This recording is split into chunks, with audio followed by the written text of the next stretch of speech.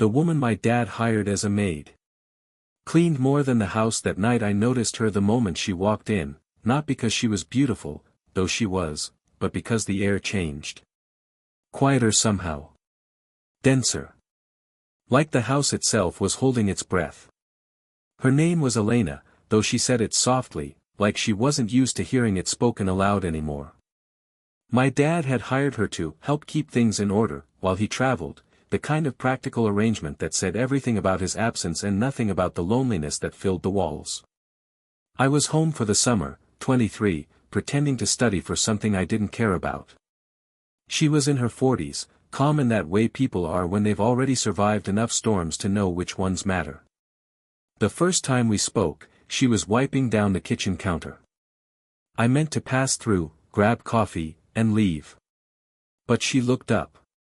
Just that, a simple look, and the rest of my plans slipped out of reach. Sorry, I said, realizing I'd been standing there too long. It's fine, she replied, but there was a faint curve to her mouth that wasn't quite a smile. Her voice was low, worn smooth at the edges.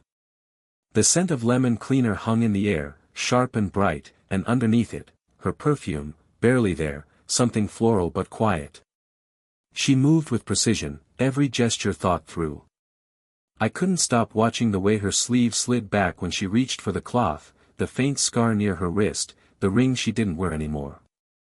You don't have to do all that, I said finally, trying for casual. She paused. It's what I'm here for. There was no defensiveness in it, just a fact.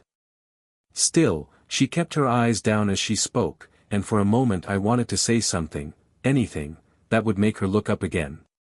Later, I found her in the living room, kneeling beside a box of old photo frames my dad never unpacked. She was dusting them one by one, careful with the glass. You can leave those, I said. He doesn't care about them. Maybe, she murmured, but someone once did.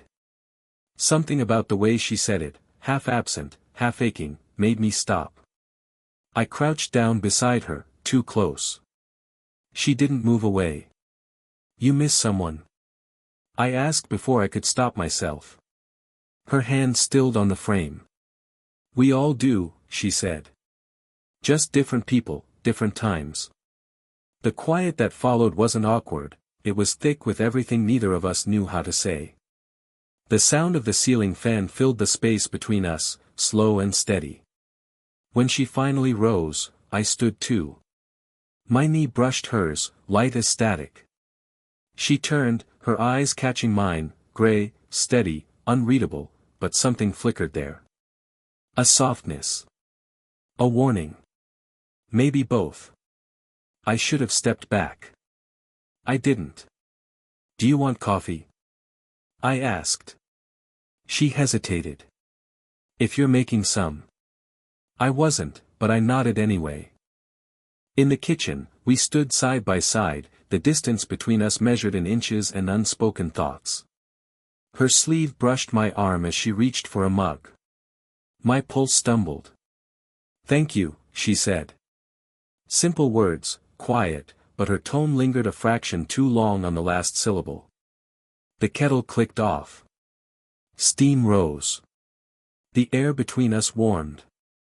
And then, a sound. The front door creaked open. My dad's voice cut through the stillness, Elena. She froze, the mug trembling slightly in her hand. After that night, something subtle shifted between us, the kind of change that hides in silence. Dad left again 2 days later, gone before sunrise, leaving a note about invoices and deadlines. By the time I wandered downstairs, Elena was already there, sleeves rolled up, sunlight spilling over her shoulders like a quiet spotlight. She didn't look up when I entered, but I knew she'd heard me. She always did. Coffee? I asked, reaching for the cupboard. She hesitated, then nodded. Only half a cup this time. I couldn't sleep after the last one. Her tone was light, but the faint circles under her eyes told a different story. I poured anyway, careful not to let the mug clink too hard against the counter. You work too much, I said. You think that's what keeps people awake? She asked softly, turning toward me. I met her eyes. Sometimes. She smiled, not at me, exactly, but past me, as if remembering something she couldn't quite say aloud. Later, while she folded laundry in the living room, I caught myself watching the way her hands moved, precise, almost ritualistic. She treated each shirt like it mattered. You ever take a day off? I asked from the doorway. I wouldn't know what to do with it. Do nothing, I said. Sit outside. Breathe. She glanced up then, her gaze holding mine for a heartbeat too long. You say that like it's easy. I wanted to ask what she meant, but the question stuck. Instead, I crossed the room and grabbed a stack of folded towels. Our fingers brushed, a tiny, accidental thing, but it hit harder than it should have. Warm skin, steady pulse. She froze just long enough for me to notice. Then she cleared her throat and pulled back, the distance between us snapping tight again. Your father mentioned you're not staying long, she said, her tone suddenly professional. Maybe I'll stay longer than he expects. That earned me a glance, a quick, searching one, before she looked away. You're young. You should be somewhere else. Doing something. Maybe I am, I said quietly. Right now. The silence stretched, almost dangerous. A soft knock broke it, the sound of her knuckles brushing the table as she steadied herself. You shouldn't say things like that.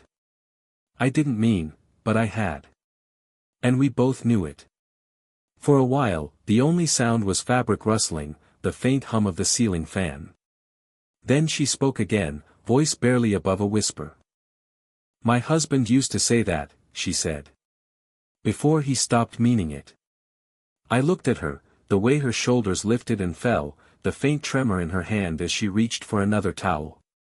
I'm sorry, I said. Don't be. She smiled without looking up. Some things just end. She turned away, but as she passed me, her hand brushed my arm, light, fleeting, but deliberate this time. Neither of us moved. The moment lingered like static in the air, wordless, wrong, and yet impossible to pull back from. The rain started before noon, sudden and heavy, the kind that silences everything else. I found her in the kitchen again, standing by the window, watching the water blur the world outside. Her hair was loose for once, falling over her shoulders, damp at the ends. You're going to catch a cold, I said, half joking. She didn't turn. You sound like my mother. I'll take that as an insult. That got a quiet laugh out of her, the kind that escaped before she meant it to. It hung there, soft and fragile, before dissolving into the sound of rain. When she finally looked at me, something flickered across her face, recognition, maybe, or the start of a truth neither of us wanted to name. She turned back to the sink, rinsing a mug that didn't need rinsing. Your father called earlier, she said. He'll be home tomorrow.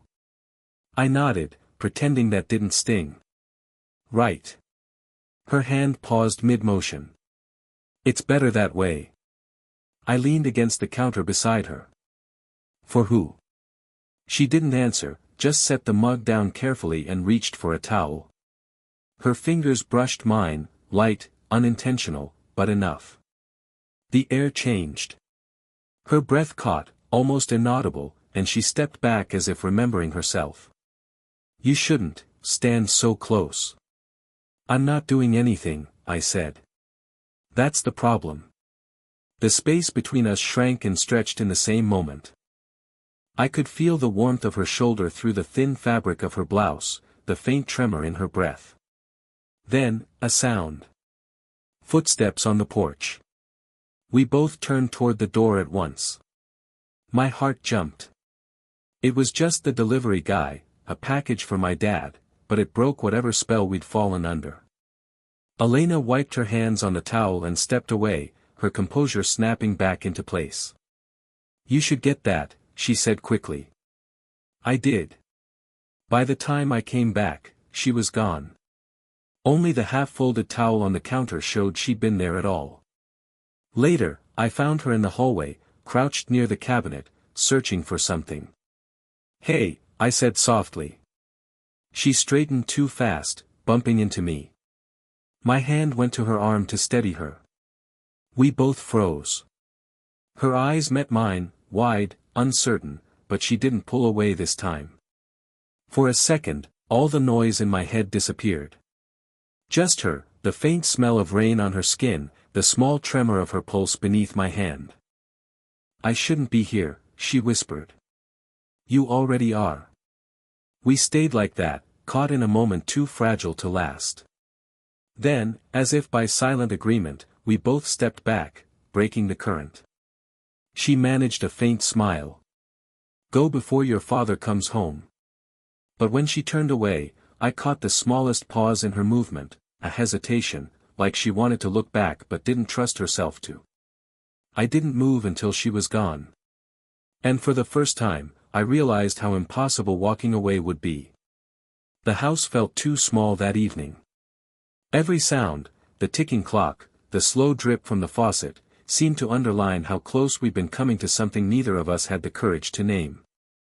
She was in the study, stacking papers my father had left in chaos. A lamp cast a circle of light over her, leaving the rest of the room in shadow. I stood in the doorway, watching her shoulders tense and release with each slow breath. "You should take a break," I said. She didn't look up. "If I stop moving, I'll start thinking." "About what?" She hesitated, fingers tightening around a folder. "About mistakes. The ones people make twice." I took a few steps closer. "You think this is one of them?" That made her look up, sharply, like she hadn't expected me to say it aloud. Her eyes searched mine, and something fragile cracked between us. "You shouldn't ask questions you already know the answer to," she said quietly. "Then say it." Her jaw tightened. "You're just a boy who doesn't know what wanting costs." I smiled, not out of arrogance, but hurt. "Then teach me."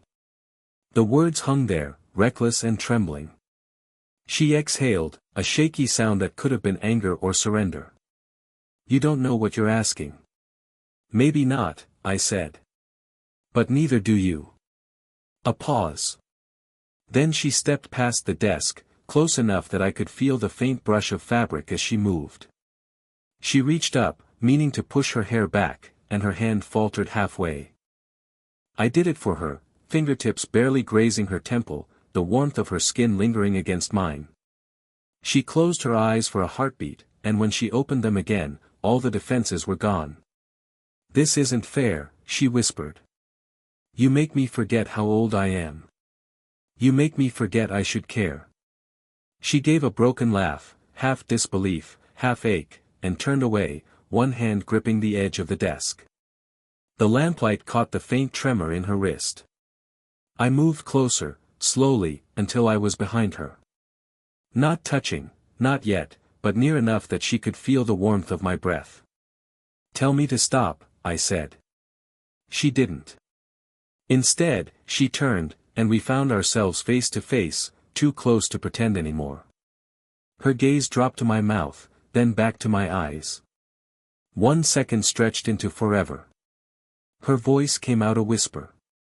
"If someone saw us, they won't. You don't know that." "I don't care." Her breath caught, mine followed. The space between us thinned until there was nothing left to hide behind. Then, a sharp sound from the hallway. The front door creaked open. We both froze. "Elena?" My father's voice again. Closer this time. Her eyes widened, not in guilt, but in something deeper. Regret, maybe. Or the realization that we just crossed a line we couldn't uncross. She stepped back, heart pounding loud enough for both of us. "Go," she whispered. I didn't move. Not until she said my name, soft, breaking. Morning light cut through the blinds in thin, accusing lines. I hadn't slept. Every sound in the house felt magnified, the pipes, the clock, my own pulse. Elena moved quietly down the hallway, her footsteps soft against the floorboards. She stopped when she saw me sitting at the kitchen table. "You're up early," she said. "Didn't really go to bed?" She nodded, then reached for a glass of water. The tremor in her hand was small, but it was there. I wanted to say something that would pull us back to normal, but normal had already vanished. "About last night," I started. "Don't," she said quickly. It was nothing. The lie sat between us, sharp as glass. Before I could answer, my phone buzzed on the table, a message from my father. "Tell Elena I'll be home by noon. Need to talk to her about something important." I looked up. "He wants to talk to you." Her expression faltered. "He told you that?" "Yeah." "Why?" She didn't answer right away. Just stared at the floor, then said quietly, "There's something you don't know." I waited. "When your father hired me, it wasn't the first time we'd met." My chest tightened. "What do you mean?" Her eyes lifted to mine, steady but sad. "Years ago. Before you went to college. He asked me to help your mother. She was sick then. I left after she passed." The words hit like a slow wave, not scandalous, just heavy. A truth that explained the quiet way she looked at the family photos, the care in her hands when she touched anything that once belonged to my mother. "So this, all of this," I said, my voice rough, "was guilt?" "No," her voice cracked. "That's what I tried to tell myself, but it isn't." Silence. Only the faint hum of the fridge between us. She set the glass down, water sloshing over the rim. "You should hate me for it." "I don't." She stepped back, shaking her head. "You should." I stood. The chair scraped against the floor, loud in the stillness. I moved toward her, slowly, not touching, just close enough to see the way her breath changed. "You think I don't know what this is doing to me?" she whispered. "I can't even look at you without." She stopped herself, pressing a hand to her mouth. Without thinking, I reached up, brushed a strand of hair from her face. Her eyes closed for a moment too long. Then, a shadow moved past the frosted glass of the front door. Her body stiffened. My father's voice followed, muffled but clear, "Elena. You here?" She stepped back fast, knocking the glass from the counter. It shattered across the tile. For a second we both just stared at the pieces, reflections of us scattered on the floor. Then she whispered, "This ends today." But even as she said it, she didn't look away. The house was silent again by late afternoon. My father's car had pulled away an hour ago, taking the noise and the excuses with it. The storm had cleared, leaving the air heavy and still, like everything was waiting to exhale. Elena stood by the open window, wind stirring her hair. The sunlight touched the edge of her face, soft but unkind. I stopped in the doorway, not sure whether to speak. She didn't turn. "He told you, didn't he?" I nodded. "That you helped Mom at the end. That you were the only one she trusted." Her hand gripped the window frame. "I thought I could come back and just work. Keep everything clean. Simple. But nothing ever stays simple." I took a step closer. "Then stop pretending it can." She turned at that, slowly, like she'd been bracing for it. Our eyes met, and for a moment there was no age, no rules, no house, just the truth neither of us could keep buried. "You don't understand what it means if we," she began. "I do," I said. "And I'm still here." She shook her head, half laughing, half breaking. "You make it sound easy. It's not. But it's real." I moved closer until I could see the reflection of my own uncertainty in her eyes. The space between us shrank until I could feel the warmth from her skin, the uneven rhythm of her breath. "You should hate me for this," she said. "I can't." Her shoulders sagged, as if that answer both comforted and terrified her. You remind me of what it felt like to be alive again, she whispered. I reached up, slow, careful, and brushed a strand of hair from her cheek. Her breath caught, and she didn't pull away. For a heartbeat, the world narrowed to that single touch, her skin warm against my fingers, the faint tremor in her hand as she reached up and let it rest over mine. This is the line, she said. Once we cross it, there's no going back. Then don't move, I murmured. We stood like that, not kissing, not speaking, just suspended in everything that might have been. The air thick with what we couldn't say. At last she stepped back, tears glinting but no weakness in her voice. You'll go on, she said. You're meant to. And you? I'll remember. The words hit harder than any confession. She brushed past me, close enough that her shoulder grazed mine, a whisper of contact that said everything the world wouldn't let us.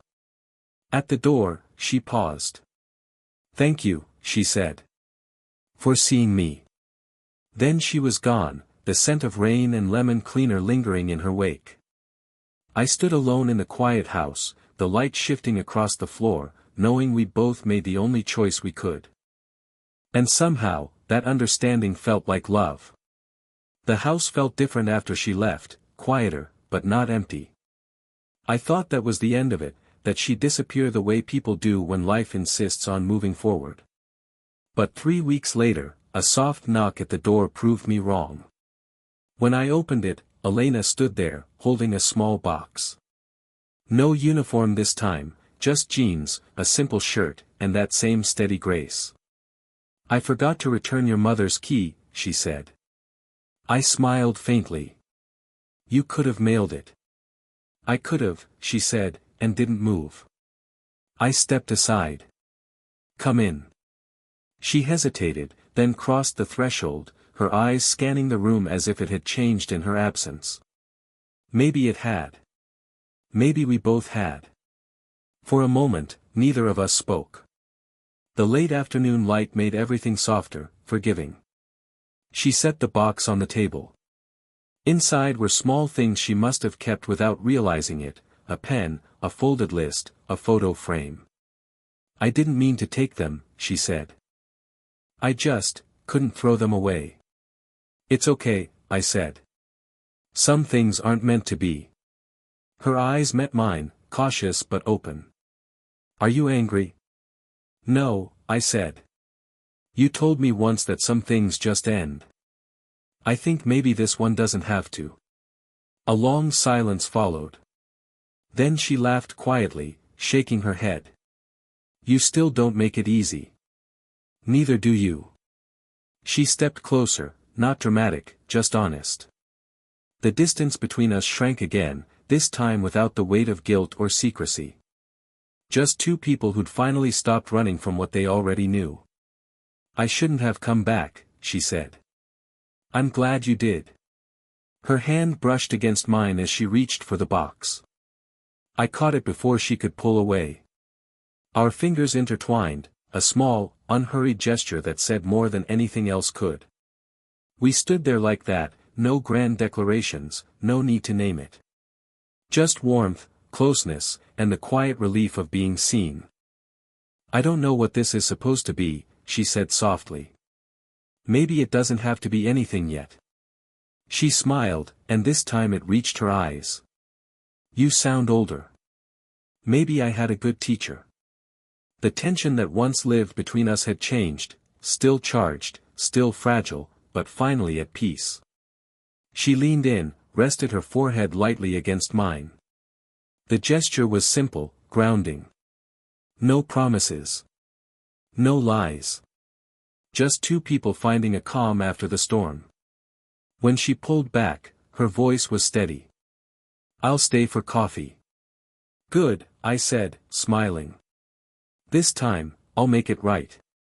She laughed, quiet, real, and for the first time, the house didn't feel heavy anymore.